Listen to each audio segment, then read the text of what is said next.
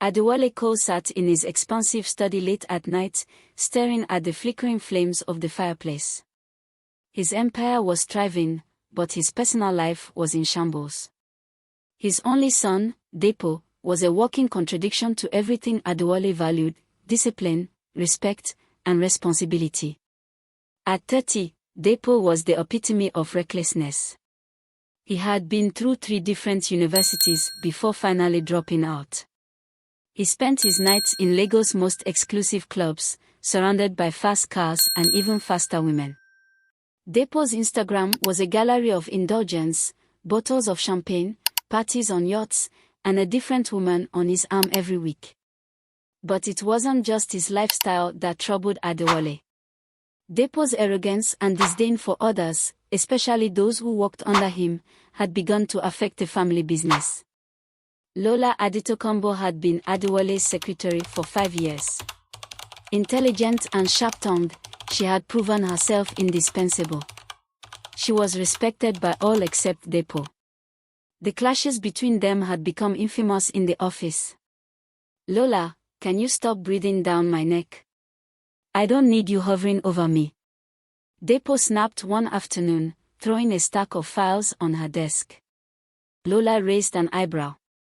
"Hovering? If I weren't here to clean up your mess, the company would have collapsed by now. Maybe if you focused on work instead of your next conquest, we'd actually get things done." Her words were like pouring gasoline on fire. Dapo stormed out, muttering under his breath. Adewale had witnessed one too many of their fiery exchanges. It was exhausting, yet it confirmed what he suspected: Lola was the only person unafraid to challenge Dapo. At home, Dapo's behavior was even worse. He treated the family mansion like a bachelor pad, often bringing women home without a care. One evening, Lola was leaving after a late-night meeting with Adewale when she saw a woman, barely dressed, stumbling into the house. "Excuse me," Lola said, her voice firm. "This is not a hotel." The woman, startled, turned to Dapo, who appeared moments later, shirtless and grinning. "Lola, you're still here," he said mockingly. "Why don't you relax for once? Maybe you'd be less uptight if you had some fun." "Fun?" Lola shot back, her eyes blazing. "This is your father's house, not your personal playground. Show some respect." Dapo laughed. "Respect? You're just his secretary. Don't act like you're part of this family." Lola stormed out, furious, while Adewale, who had overheard the arguments from his study, felt a pang of guilt. He had to fix this. 1 week later, Adewale invited Lola to lunch at a quiet, upscale restaurant. She was surprised he rarely made time for anything outside work. "Lola," Adewale began after they ordered, "you've been a great support to me over the years. I trust you more than anyone else." "Thank you, sir," Lola replied cautiously. "What's on your mind?" Adewale sighed heavily. "It's Dapo. He's spiraling out of control. I've tried everything to reach him, but nothing works. He needs someone strong, someone who can ground him. Someone like you." Lola froze. "I don't understand. What exactly are you asking me to do?" "I want you to be a mother figure to him," Adewale said, choosing his words carefully. "Help him calm down, see sense. Guide him." Lola frowned. "Sir, with all due respect, Dapo doesn't even respect me at work. How am I supposed to help him in his personal life?" "You've already been doing it, whether you realize it or not," Adewale said. "I've watched how you stand up to him, how you hold him accountable. That's what he needs, Lola. Someone who won't let him get away with his nonsense." Lola shook her head. "This sounds impossible. I'm not his family." "You could be," Adewale interrupted, his tone unreadable. "Think about it." Lola's breath caught. She stared at him, unsure if she had misheard. "What are you saying?" Adewale leaned forward. "I want us to get married." The words hung in the air like a thunderclap. Lola was stunned. Sir. I can't marry you. That's absurd. It's not absurd, Adewale replied calmly. I'm not asking for love. This isn't about romance. It's about Dapo. If he sees you as family, he'll have no choice but to listen to you. Lola's shock turned to anger. You're asking me to ruin my life for your son? No, sir. I can't. I'm not asking you to ruin your life, Adewale said firmly. I'm offering you a chance to make a difference. This is bigger than either of us. Please, Lola. Think about it. Lola left the restaurant in a daze, but the seed had been planted. Over the following weeks, Adewale persisted, reassuring her of his intentions and promising that she would never be forced into anything she didn't want. Finally, worn down and moved by Adewale's desperation, she agreed on one condition. Dapo must never feel like I'm replacing his mother, she said. And you have to promise that, one day, he'll know the truth. I promise, Adewale said solemnly. The quiet wedding took place at Adewale's private estate, with only a handful of close associates present. Dapo didn't bother attending. When he learned of the marriage, he was livid. How could you marry her? He yelled at his father during a heated confrontation. She's just your secretary. This is a joke. This is my life, Dapo, Adewale replied calmly. You don't have to like it, but you will respect it. Dapo turned to Lola, his eyes blazing. Congratulations, Mrs. Cole. I hope you enjoy your new position. Lola met his glare with calm resolve. Thank you, Dapo. I intend to. The battle lines were drawn, and the war had just begun. The marriage between Adewale Cole and Lola Adetokunbo sent ripples of shock through the Cole mansion. Dapo couldn't believe it. His father, the powerful billionaire CEO, had married his secretary. To Dapo, it was the ultimate betrayal. And Lola. She was no stranger to his disdain, but now that she was officially Mrs. Cole, Dapo made it his personal mission to make her regret ever stepping foot in their home. From the very first day after the wedding, the tension in the house was palpable. One morning, as Lola prepared breakfast in the grand kitchen, Dapo barged in wearing nothing but pajama pants. His hair was disheveled, and he reeked of alcohol from the night before. Morning, he grunted, opening the fridge and pulling out a bottle of juice. Morning, Lola replied coolly, not looking up from the eggs she was frying. As Dapo took a swig straight from the bottle, Lola's patience snapped. Use a glass, Dapo. You're not a child. Dapo turned, smacking. Oh, I'm sorry. I didn't realize this was your kitchen now, too. It's not about ownership, it's about hygiene, Lola shot back, turning off the stove and folding her arms. You may not respect yourself, but at least respect the people who live here. Dapo's smack turned into a glare. Look, just because you're my father's wife now doesn't mean you can boss me around. You're still just his secretary in my eyes.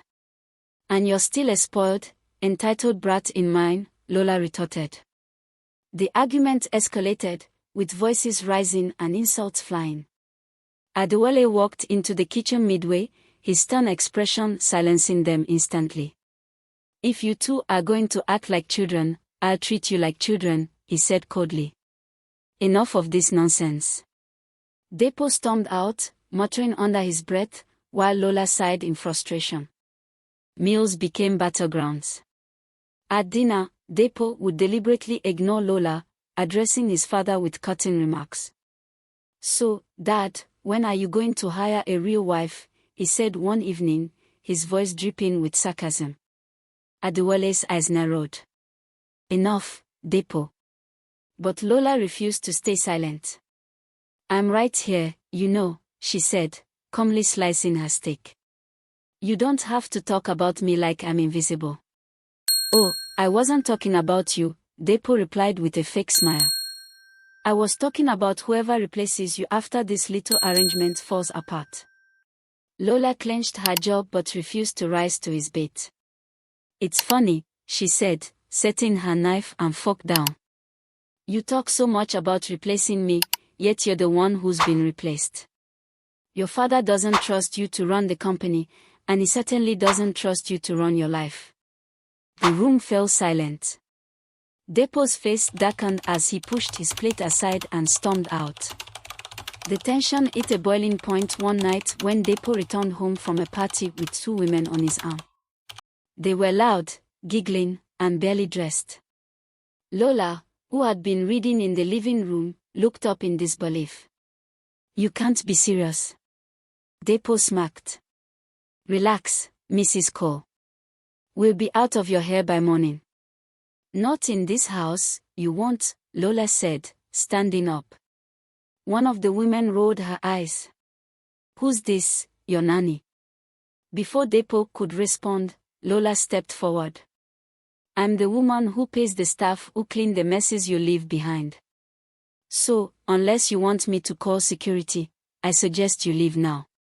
The woman hesitated, but Dapo laughed. Oh, come on, Lola. Don't be such a killjoy. They are not hurting anyone. Lola wasn't having it.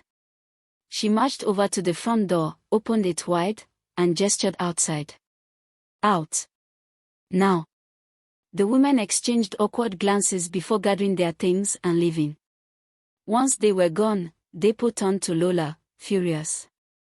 Who do you think you are? He yelled. Someone who refuses to let you turn this house into a brothel, Lola shot back. You're nothing but a gold digger. Dapo snarled. You don't belong here, and you never will. Lola's eyes flashed with anger. And you're nothing but a lost boy hiding behind your father's money. Grow up, Dapo. The argument lasted well into the night, with Adewale finally intervening and threatening to throw them both out if they didn't stop. The chaos at home spilled into the office. Adewale, in an attempt to force them to work together, assigned them to the same project. It was a disaster. During one meeting, Dapo dismissed Lola's suggestions outright. We don't need to waste time on her ideas. They are useless. Lola didn't miss a beat. Funny, coming from someone whose only contributions are his last name. The tension in the room was unbearable as the other employees tried to focus on their work. Adewale, watching from his office, shook his head. The animosity between Dapo and Lola was undeniable, but beneath the surface, something else was brewing. The days turned into weeks, and the war between Lola and Dapo showed no signs of easing. If anything, their animosity seemed to intensify. Adewale watched from the sidelines, silently hopeful that the friction between them would ignite a deeper understanding. But for now, their interactions were marked by chaos, resentment, and moments that left the house on edge. One evening, Dapo sprawled across the plush leather sofa in the sitting room, flicking through channels on the massive flat-screen TV. Loud music blared from his wireless speaker, filling the house with a thumping beat. Lola walked in, her arms full of files she intended to review for the following day's board meeting. She stopped short, staring at Dapo in disbelief. Dapo, can you lower the volume? I'm trying to prepare for tomorrow, she said, her tone sharp. Dapo didn't even glance her way. Not my problem, Mrs. Cole. Lola's temper flared. She marched over to the speaker and switched it off. Hey. Dapo shut up, glaring at her. What the hell is your problem? My problem, Lola snapped, is that you act like a spoiled child who thinks the world revolves around him. Newsflash, it doesn't. Dapo stepped closer, his jaw tightening. Don't think for a second you can waltz in here and start dictating how I live my life. And don't think for a second that I'll let you ruin everything your father has worked for, Lola fired back. The argument escalated until Adewale appeared in the doorway. Enough, he thundered, his voice echoing through the room. Both Dapo and Lola fell silent, glaring at each other as Adewale looked between them. If you two can't coexist peacefully, I'll send both of you out of this house. Is that clear? Neither dared to argue further, but as Lola walked away, she could feel Dapo's eyes burning into her back. The next day, things only got worse. Adewale had assigned Dapo and Lola to oversee the opening of a new branch in Ikoyi, and they had to share a car to get there. The drive started in tense silence, with Lola scrolling through her phone while Dapo fiddled with the radio. "Can you stop that?" Lola finally said, her annoyance evident. "Stop what?" Dapo asked innocently, turning the volume up. "You know what?" she snapped. Dapo smacked. "Relax, Lola. Life's too short to be this uptight." "Uptight?" Lola scoffed. "I'm trying to keep this business afloat while you treat it like a playground." The argument continued until Dapo, distracted by their exchange, nearly missed a turn. Lola gasped, gripping the dashboard. "Are you trying to kill us?" she yelled. "Maybe if you stopped nagging, I could focus on driving," Dapo retorted. When they finally arrived at the branch, the staff greeted them with nervous smiles, clearly sensing the tension.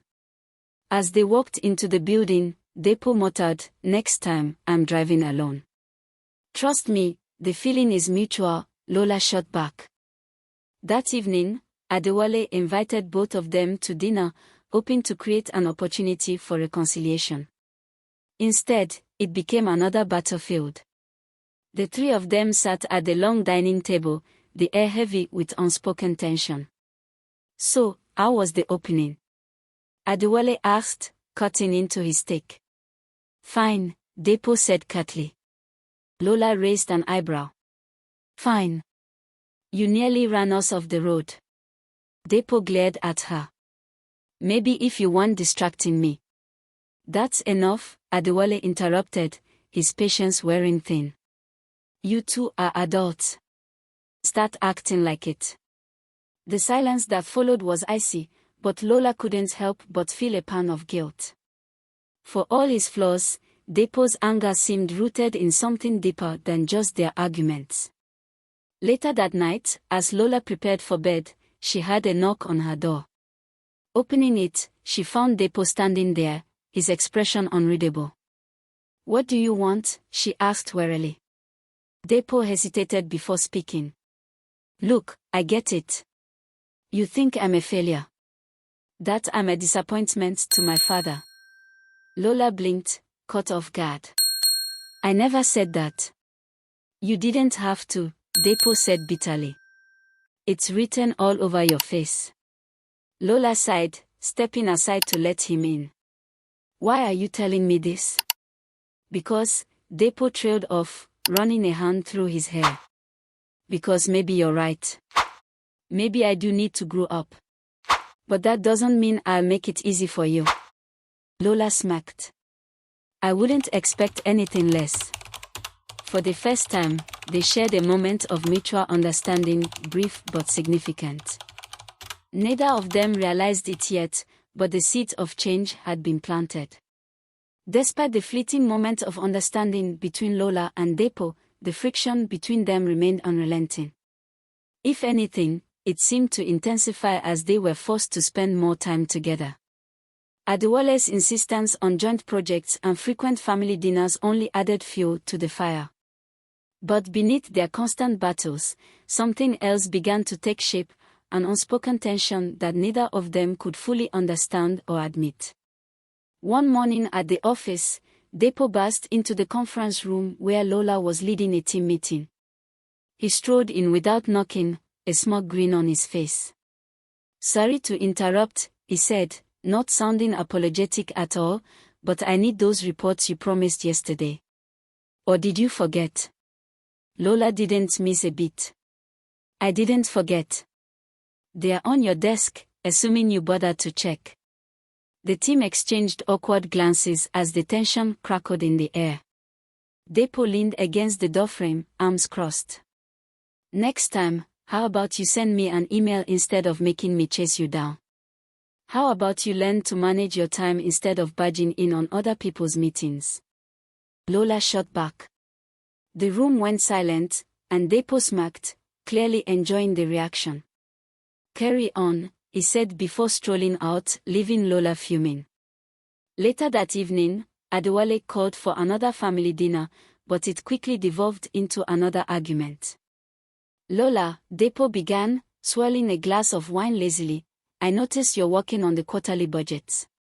Are you sure you can handle that? It's not too complex for you.